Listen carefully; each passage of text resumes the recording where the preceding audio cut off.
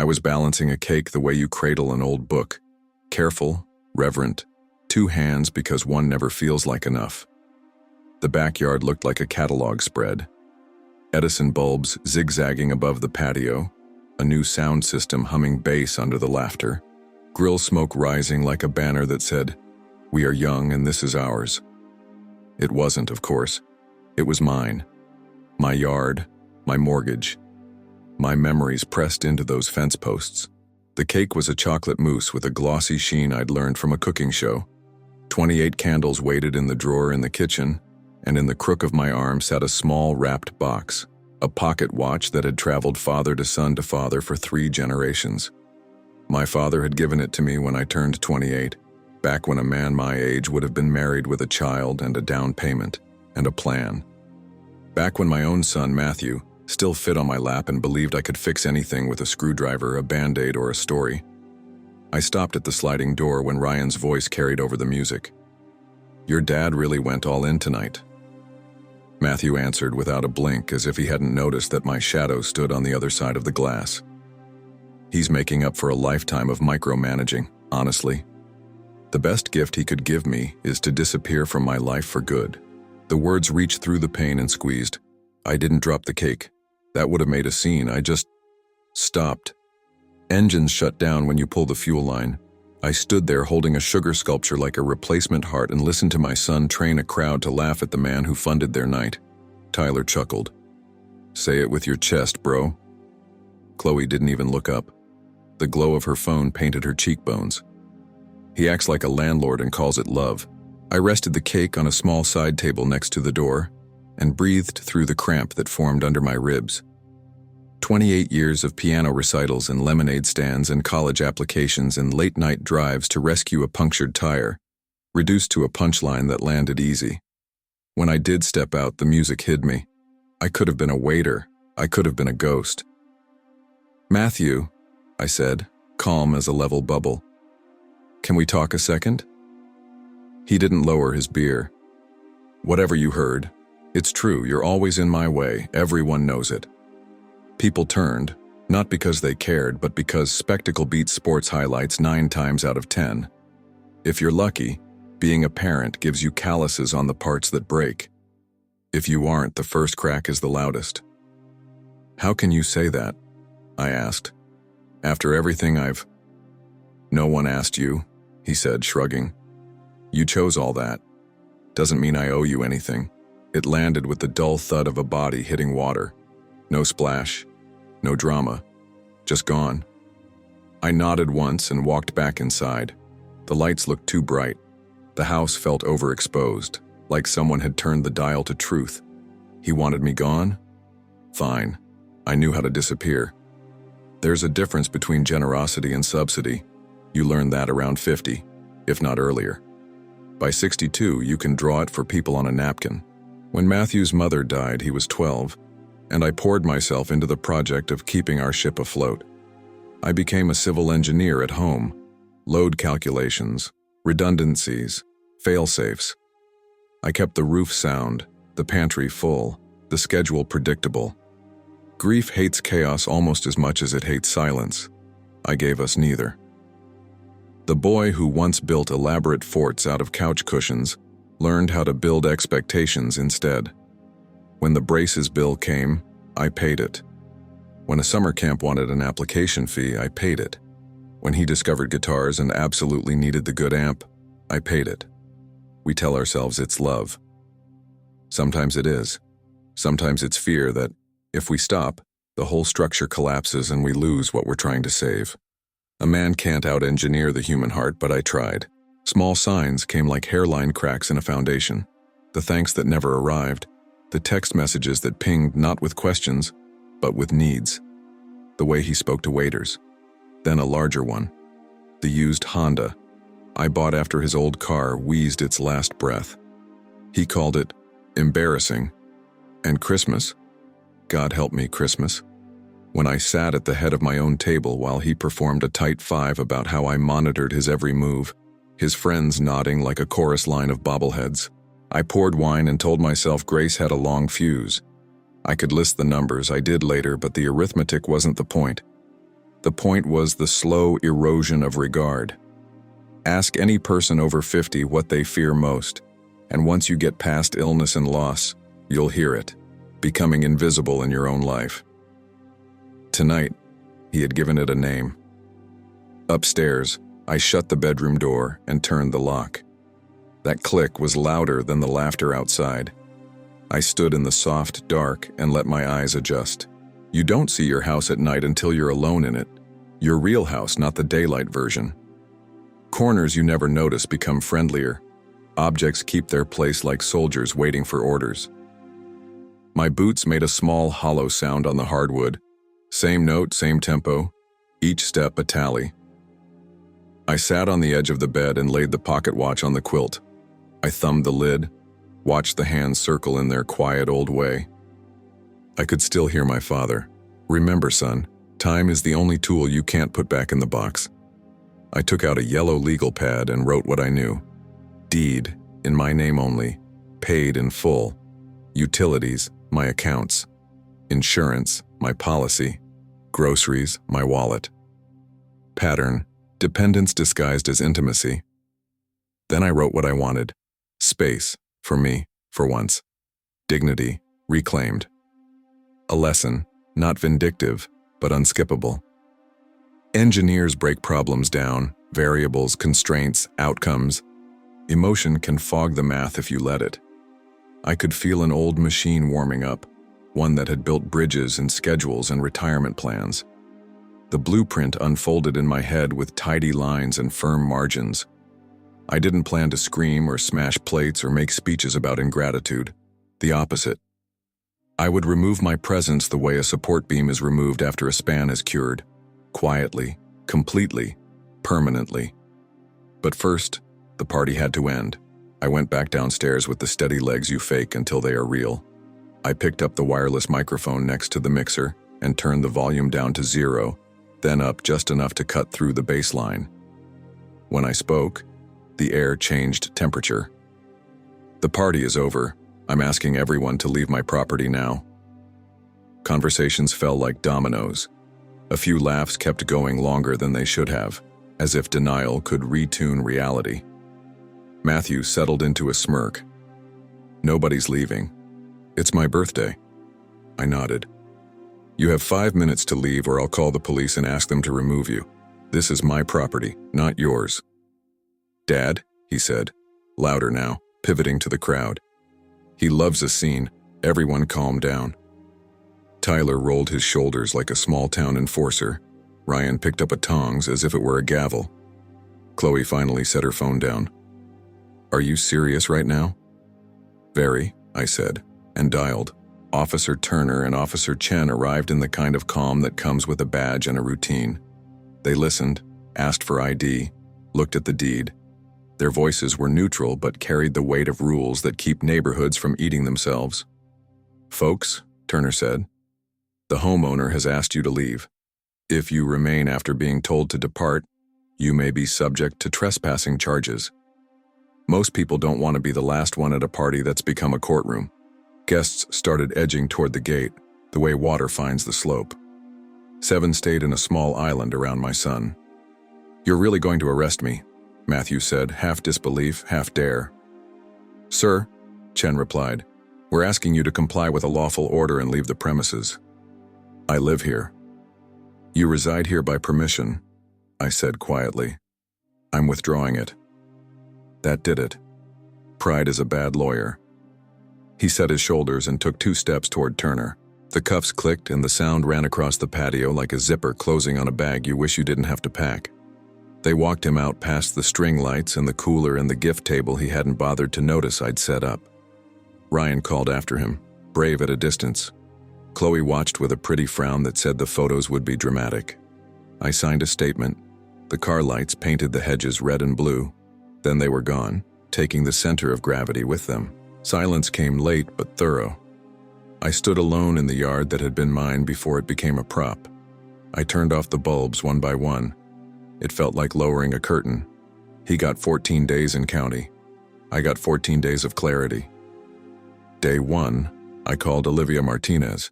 She answered on the second ring with a voice that had sold bad kitchens and good school districts for a decade. I told her I needed speed and discretion. She had a photographer on the calendar by noon and comps in my inbox by evening. Day 2, I packed. You'd be surprised how little you truly need when your life has been boiled down to the honest broth. I filled 3 boxes: photographs, documents, small things with weight disproportionate to their size. My father's cufflinks, the first fishing lure Matthew ever chose, the pocket watch. Clothes went in a single suitcase. I made piles for donations and hauled them to the trunk in silent trips. The house began to echo. Day 3, the pictures hit the listing. The description was clinical but kind. Immaculately maintained 3-bedroom with hardwood floors, updated systems, mature landscaping. My life reduced to features. On day 4, an offer came in over asking. Cash, no contingencies, a family, 2 kids. The mother's email said they loved the porch swing. I didn't remember the last time I'd sat in it. Meanwhile, I made another call, to the county. Release schedules are public if you ask the right way. Tuesday, 9 a.m. The date pinned itself to the corkboard in my mind. I also ran numbers because numbers tell the truth without flattery. 5 years' worth of temporary help to Matthew totaled more than most people make in 2.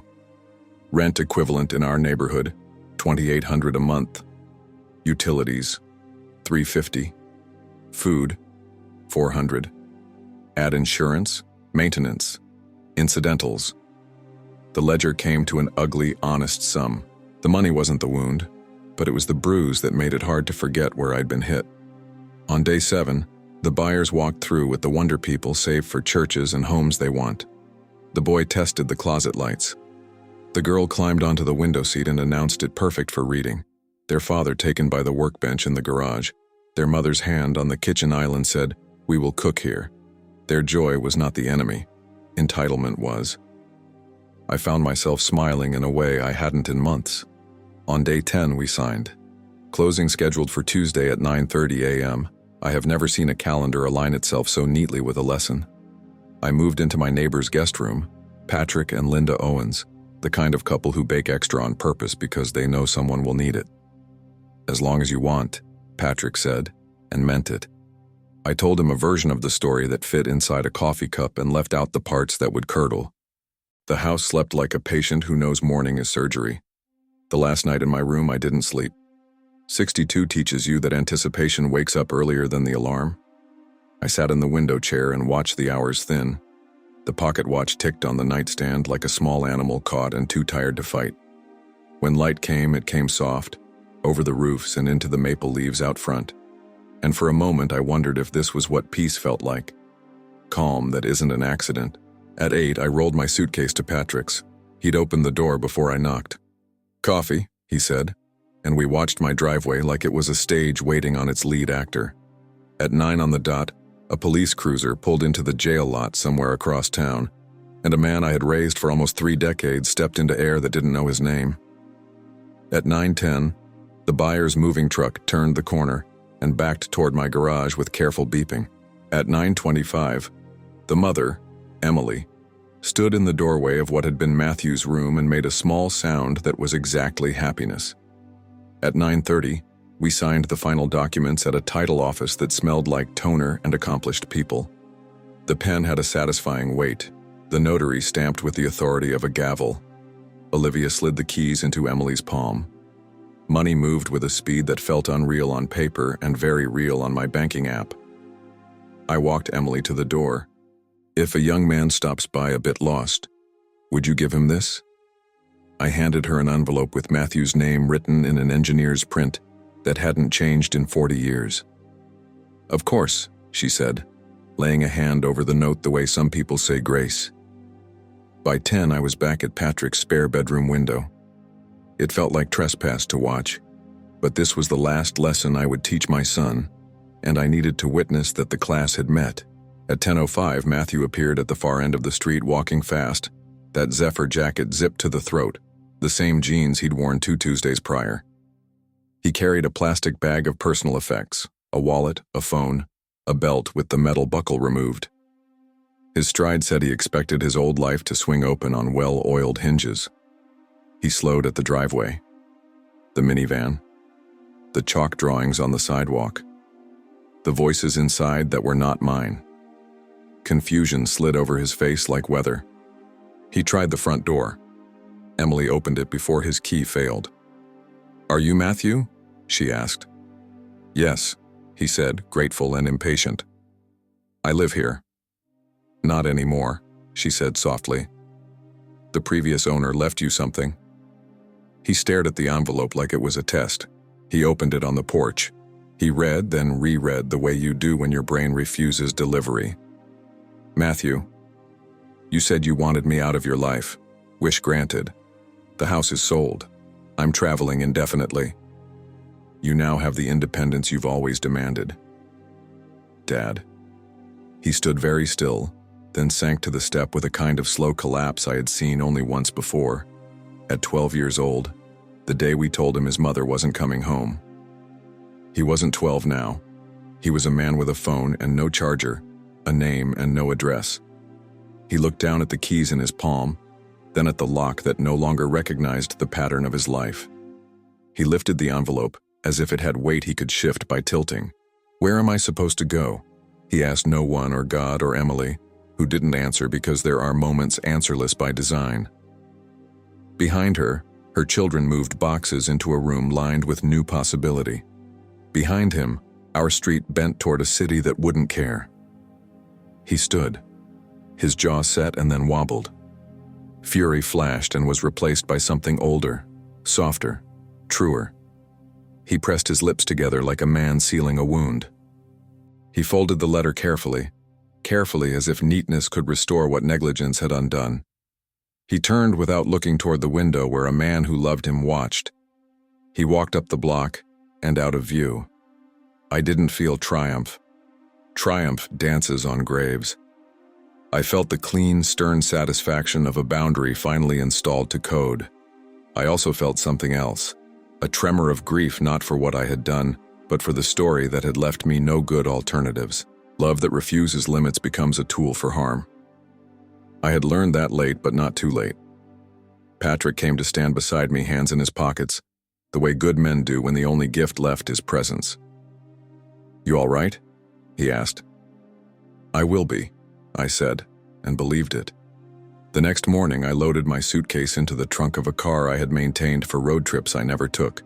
The numbers glowed in my account. There is a peculiar lightness to money made liquid, like turning furniture into air. I left the watch in my pocket not as an heirloom with a destination, but as a reminder to myself. Time, once you hold it, asks what you will do with it now. I didn't leave a forwarding address, not for cruelty, for clarity. If Matthew wanted connection, he would have to build it on bedrock he poured himself. I drove west until the ocean appeared, then north until the towns got smaller and the coffee got stronger. I watched gulls stitch the horizon to the water. I rented an efficiency with a balcony and a chair that faced every sunset.